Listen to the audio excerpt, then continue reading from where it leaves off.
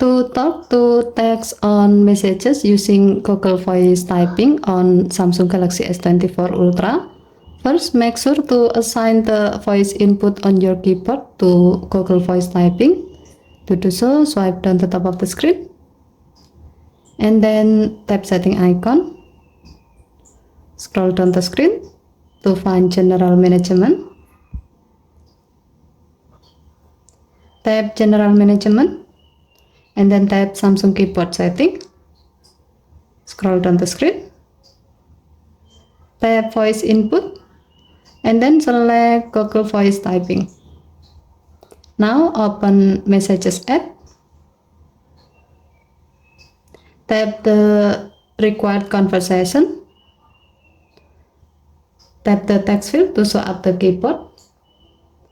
And then tap the mic icon at the bottom left corner of the screen to start using Google Voice Typing to type your message. Hey Sarah. Full stop. Can you send me the photos that I asked you yesterday? Question mark. Please send them to my email. Full stop.